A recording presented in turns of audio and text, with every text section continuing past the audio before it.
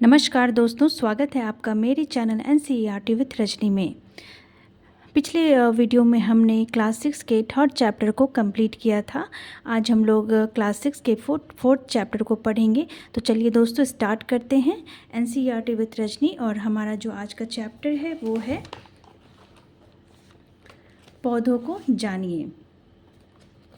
तो चलिए दोस्तों हम लोग स्टार्ट करते हैं पौधों को जानिए चैप्टर नेम। और हमारा जो पहला क्वेश्चन है वो है, शाक पौधे की पहचान करने के लिए हमें निम्नलिखित जानकारी प्राप्त होनी चाहिए।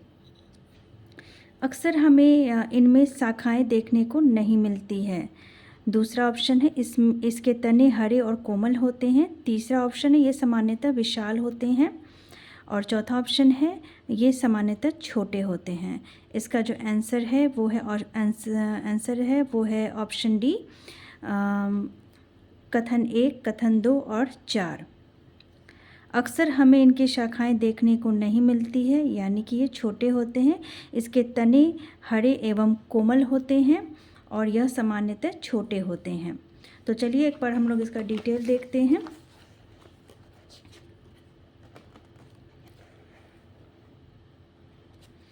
हम अधिकांश पौधों को 3 संवर्गों में वर्गीकृत कर सकते हैं। ये वर्ग है शाक, झाड़ी एवं वृक्ष। हरे एवं कोमल तनी वाले पौधे शाक कहलाते हैं। ये सामान्यतः छोटे होते हैं और अक्सर इनमें कई शाखाएं नहीं होती है। जैसे आप यहाँ पर पिक्चर में देख सकते हैं कि ये जो छोटा सा पौधा है वो है शाक। क्वेश्चन नंबर 2 है, खरपतवार पौधे होते हैं। ऑप्शन ए कृषक सहायक पौधे, ऑप्शन बी अनचाहे उगे पौधे, ऑप्शन सी औषधि देने वाले पौधे और ऑप्शन डी उपयोगी पौधे। तो खरपतवार पौधे होते हैं अनचाहे उगे पौधे। ये सब जानते हैं कि खरपतवार जो होते हैं वो अन्य पौधों के साथ उग जाते हैं, तो अक्सर हम उसे निकाल के बाहर फेंक देते हैं ताकि दूसरे पौधों को बढ़ने में आसानी हो। खेतों में, बगीचे और गमलों में कुछ अनचाहे पौधे स्वतः ही उग जाते हैं। क्या आपने किसानों को इन खरपतवारों को खेतों से उखाड़ते हुए देखा है? तो हम सभी ने इसे देखा हुआ है। क्वेश्चन नंबर 3 है, झाड़ी पौधे की पहचान करने के लिए हमें निम्नलिखित जानकारी प्राप्त होनी चाहिए। इसका तना कठोर होता है। सेकंड है तना काफ़ी मोटा होता है। थर्ड, इसकी शाखाएं तने के आधार के समीप से ही निकलती है। उपर्युक्त में से कौन सा कथन सही है? तो ऑप्शन ए फर्स्ट और थर्ड सही है, यानी कि इसका तना कठोर होता है और इसकी शाखाएं तने के आधार के समीप से ही निकलती है। कुछ पौधों में शाखाएं तने के आधार के समीप से निकलती है। तना कठोर होता है परंतु अधिक मोटा नहीं होता है। क्वेश्चन नंबर 4 है, विसर्पी लता के बारे में असत्य कथन की पहचान करें। इसका तना सुदृढ़ होता है। ये सीधे खड़े नहीं हो सकते हैं। ऑप्शन सी, ये भूमि पर फैले होते हैं। ऑप्शन डी, तना कमज़ोर होता है। जैसा कि आप सबको पता है विसर्पी लता जो होता है वो ज़मीन पर रहता है और वो ज़मीन के सहारे ही वो आगे बढ़ता है। और आपने अक्सर देखा होगा कि जो ज़मीन पर बहुत सारे ऐसे पौधे हैं जो ज़मीन पर ही बढ़ते हैं और उसके तना कमज़ोर होते हैं, इसलिए वो ऊपर चढ़ नहीं पाता है। उन्हें किसी के सहारे 2-3 पेड़ों के सहारे उसे ज़मीन पर ही बढ़ाते हैं। तो इसका जो ऑप्शन है वो ए है, इसका तना सुदृढ़ होता है या सुदृढ़ होता है। विसर्पी लता की मुख्य विशेषता यह होती है कि इसका तना कमज़ोर और लचीला होता है, जिससे पौधे सीधे खड़े नहीं हो सकते हैं और ये भूमि पर फैल जाते हैं। इन्हें विसर्पी लता कहते हैं, जबकि कुछ पौधे की सहायता से ऊपर चढ़ जाते हैं। क्वेश्चन नंबर 5 है, पौधे कौन कौन से होते हैं? शाक, झाड़ी और वृक्ष। ये सभी पौधों में ही आते हैं। यहाँ पर पहले ही बताया जा चुका है कि शाक, झाड़ी और वृक्ष पौधों को 3 वर्गों में वर्गीकृत किया जाता है। क्वेश्चन नंबर 6 है, ऐसे पौधे जो अन्य वस्तु के सहायता से ऊपर चढ़ जाते हैं कहलाते हैं। इसका ऑप्शन है ऑप्शन ए शाक, बी अवरोही, सी आरोही और डी झाड़ी। यानी कि आंसर सी इसका सही है, यानी कि आरोही ऐसे पौधे होते हैं जो अन्य पौधों की सहायता से ऊपर चढ़ जाते हैं। कमज़ोर तने वाले पौधे सीधे खड़े नहीं हो सकते हैं और ये भूमि पर फैल जाते हैं, इन्हें विसर्पी लता कहते हैं। जबकि कुछ पौधे सहायता से ऊपर चढ़ जाते हैं, ऐसे पौधे आरोही कहलाते हैं। ये शाख, झाड़ी और पेड़ों से भिन्न होते हैं। नेक्स्ट है, जल का संवहन किसके द्वारा होता है? ऑप्शन ए मूल, बी पत्ती, सी तना और डी बी और सी, यानी कि मूल और पत्ती। तो इसका आंसर जो होगा वो है तना। जल का जो संवहन होता है वो तना के द्वारा होता है। तना जल का संवहन करता है। लाल स्याही की भांति जल में विलीन खनिज जल के साथ तने में ऊपर पहुंच जाते हैं। क्वेश्चन नंबर 8 है, तने दो तरफा मार्ग का कार्य करते हैं और तनों के कार्य के संदर्भ में निम्नलिखित कथनों पर विचार कीजिए। ऑप्शन ए है, तना जल एवं खनिज को पतली नालिकाओं द्वारा पत्तियों तथा पौधे के अन्य भागों तक पहुंचाता है। बी है, पत्तियों द्वारा बना भोजन तनों से होकर पौधों के विभिन्न भागों में संग्रहित होता है। उपर्युक्त में से कौन सा कथन सही है? केवल एक, केवल दो या फिर दोनों? तो देखने से ही पता चलता है कि दोनों ही सही है।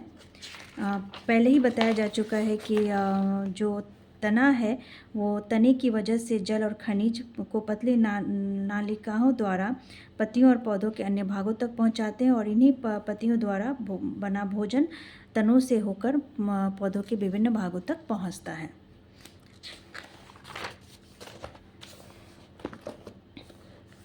यानी कि इसका आंसर जो है ऑप्शन सी सही है। खनिज जल के साथ तने में ऊपर पहुंच जाते हैं और पत्तियों द्वारा संश्लेषित भोजन अंततः पौधे के विभिन्न भागों में मंडल के रूप में संग्रहित हो जाता है। क्वेश्चन नंबर 9 है, पौधे का कौन सा भाग पूरे पौधे को पानी का संचालन करता है? जड़, बी है शाखा, सी तना और डी पुष्प। तो हम पहले ही पढ़ चुके हैं कि तना इसका आंसर होगा। तने के द्वारा ही पूरे पौधों को पानी का संचालन करता है। तना पत्ती को जल पहुंचाता है, पत्ती जल का उपयोग अपना भोजन बनाने के लिए करती है और पत्तियों से जल की कुछ बूंदें कुछ मात्रा का ह्रास वाष्पोत्सर्जन द्वारा होता है। क्वेश्चन नंबर 10 है कि पत्ती का वह भाग जिसके द्वारा वह तने से जुड़ा होता है कहलाता है। ऑप्शन ए पटल, ऑप्शन बी पर्णवृत्त, ऑप्शन सी फलक और ऑप्शन डी पुंकेश्वर। तो इसका जो आंसर है ऑप्शन बी है पर्णवृत्त।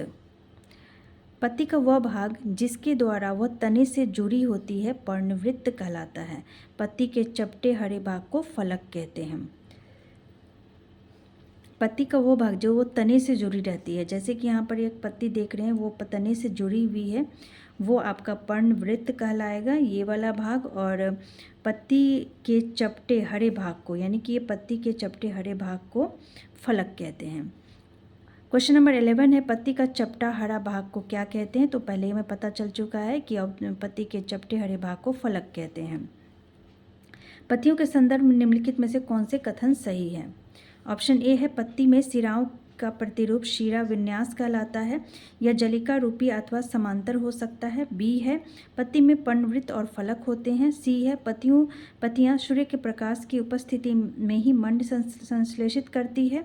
और डी है, और इनमें से सभी। तो इसका जो आंसर है कौन सा कथन सही है ये पूछा गया है, तो answer B is the right answer.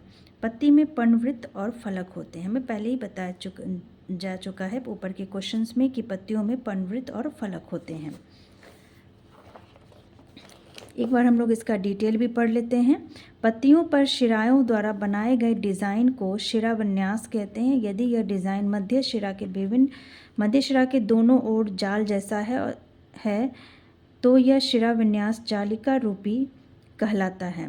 घास की पत्तियों में यह शिराएं एक दूसरे के समांतर हैं, ऐसे शिरा विन्यास को समांतर शिरा विन्यास कहते हैं। और पत्ती का वह भाग जिसके द्वारा वह तने से जुड़ी होती है पर्णवृत्त कहलाती है और पत्ती के हरे चपटे भाग को फलक कहते हैं। पत्तियां सूर्य के प्रकाश की उपस्थिति में ही प्रकाश संश्लेषण नामक प्रक्रिया द्वारा मंड यानी स्टार्च का संश्लेषण करती है। तो यहाँ पर आपको 2-3 बताया गया है। बहुत ही क्वेश्चंस इसमें बन सकते हैं कि शिराविन्यास किसे कहते हैं। पत्ती के शिराओं द्वारा बनाए गए डिज़ाइन को शिराविन्यास कहते हैं। और शिराविन्यास को समांतर शिराविन्यास कहते हैं। यानी समांतर शिराविन्यास किसे कहते हैं? तो घास की पत्तियों में ये शिराएं एक दूसरे से के समांतर होती है तो यह शिराविन्यास कहलाती है। ठीक है। और पर्णवृत्त किसे कहते हैं? तो पत्ती का वह भाग जो तने से जुड़ी होती है पर्णवृत्त कहलाती है, और पत्ती के हरे चपटे भाग को हम लोग फलक कहते हैं। तो क्वेश्चन नंबर 13 है, जड़ों के संदर्भ में निम्नलिखित कथनों पर विचार कीजिए और असत्य कथन की पहचान करिए।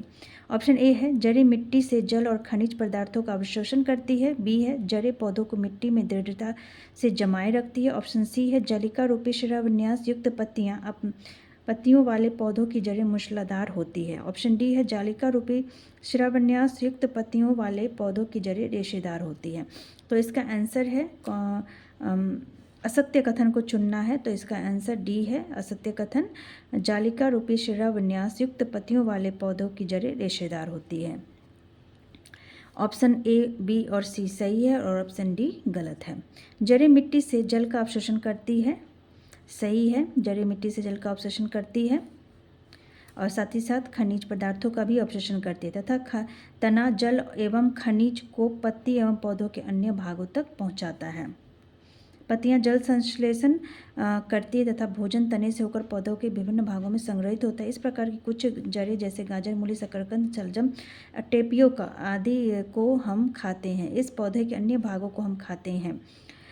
जहाँ भोजन भंडारित रहता है, हम पौधों को भूमि से खींचकर आसानी से नहीं निकाल पाते, उन्हें मिट्टी खोद कर निकालना पड़ता है।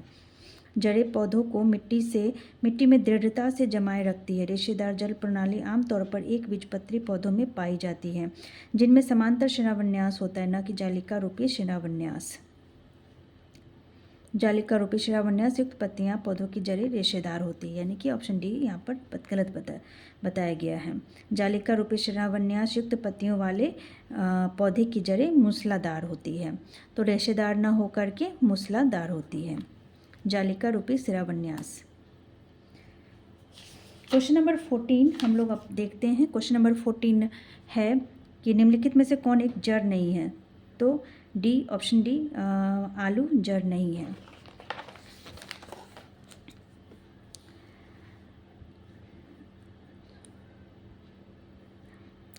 क्योंकि आलू एक जड़ नहीं है बल्कि यह एक संश्लेषित तना है जिसे हम कंद कहते हैं। मैं ये आपको इसलिए नहीं पढ़ रही हूँ क्योंकि ये मैं पहले भी पढ़ चुकी हूँ और ये पिछले क्वेश्चन में भी सेम बातें बताई गई हैं। तो मैं बस इस क्वेश्चन का जो आंसर है बस मैं उसे पढ़ रही हूँ कि आलू एक जड़ नहीं है बल्कि एक संशोधित तना है जिसे हम कंद कहते हैं। क्वेश्चन नंबर 15 है कि पौधे के प्रकाश संश्लेषण के लिए आवश्यक नहीं है। तो आवश्यक क्या नहीं है? तो क्लोरोफिल आवश्यक है, जल आवश्यक है, सूर्य का प्रकाश आवश्यक है, परंतु ऑक्सीजन आवश्यक नहीं है, क्योंकि यह ऑक्सीजन निष्कासित करती है इसी वजह से। यानी कि वो पौधे जो होते हैं ऑक्सीजन छोड़ते हैं और कार्बन डाइऑक्साइड लेते हैं, तो यहाँ पर ऑक्सीजन की ज़रूरत नहीं है। एक बार हम लोग डिटेल देख लेते हैं। कच्चे आलू में मंड उपस्थित होते हैं। मंड यानी कि स्टार्च, और आलू में यह मंड पौधे के अन्य भागों से आकर एकत्रित हो जाता है, और परंतु पत्तियां प्रकाश और हरे रंग के एक पौधे पदार्थ की उपस्थिति में अपना भोजन बनाती है और इस प्रक्रिया में जल एवं कार्बन डाइऑक्साइड का उपयोग करती है। इस प्रक्रम को प्रकाश संश्लेषण कहते हैं। इस प्रक्रम में ऑक्सीजन निष्कासित होती है और पत्तियों द्वारा संश्लेषित भोजन पौधों के विभिन्न भागों में मंडल के रूप में संग्रहित हो जाता है। क्वेश्चन नंबर 16 है, जड़ें पौधों से अवशोषित करती है। पहला है गैस, दूसरा पानी, तीसरा है खनिज और चौथा है भोजन। तो इसका आंसर जो है ऑप्शन डी, कथन 2 और 3 सही है। जड़ें मिट्टी से जल का अवशोषण करती तथा तना जल एवं खनिज को पत्ती एवं पौधों के अन्य भागों तक पहुंचाती है। पत्तियां भोजन संश्लेषित करती है और यह भोजन तने से होकर पौधे के विभिन्न भागों में संग्रहित हो जाता है। इस प्रकार की कुछ जड़ें जैसे गाजर, मूली, शकरकंद, शलजम और टेपियोका आदि को हम खाते हैं। हम पौधों के अन्य भागों को भी खाते हैं जहाँ भोजन भंडारित रहता है। क्वेश्चन नंबर 17 है, स्त्री केशर का भाग नहीं है। पहला है वर्तिकार्ग, दूसरा है परागकोश, तीसरा है अंडाशय और चौथा है वर्तिका। तो यहाँ पर देखने से ही पता चलता है ये परागकोश जो है वो स्त्री केशर का भाग नहीं है। वर्तिका, वर्तिकार्ग और अंडाशय स्त्री केशर का भाग है।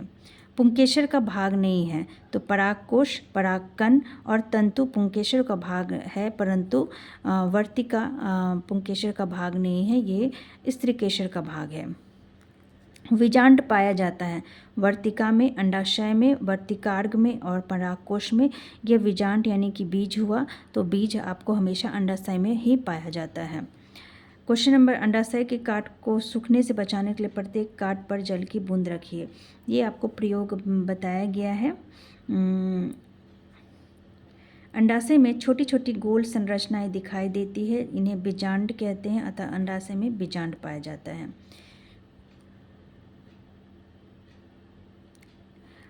क्वेश्चन नंबर 20 है, निम्नलिखित में से असत्य कथन कौन सा है? पुष्पों की संरचना सदैव समान नहीं होती है। संरचना, स्त्री केशर का सबसे ऊपरी भाग अंडाशय होता है और पुष्पों में पुंकेसर स्त्री केशर की संख्या समान नहीं होती है। कुछ पुष्पों में पुंकेसर स्त्री केशर अन्य संरचना अनुपस्थित हो सकता है। तो ऑप्शन डी असत्य कथन है कि स्त्री केशर का सबसे ऊपरी भाग अंडाशय होता है। अंडाशय सबसे निचले भाग होता है। यहाँ पर आप देख सकते हैं स्त्री केशर का भाग है वर्तिकार्ग, वर्तिका और अंडाशय निचला भाग होता है।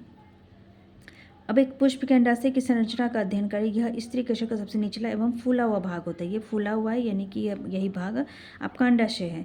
फूलों की संरचना भिन्न भिन्न प्रकार के पौधों में अलग अलग होती है, ये भी सही है। और कुछ फूलों में पुंकेसर और स्त्री केशर की संख्या बराबर हो सकती है, लेकिन कुछ फूलों में बराबर नहीं होती है, तो ये भी सही है।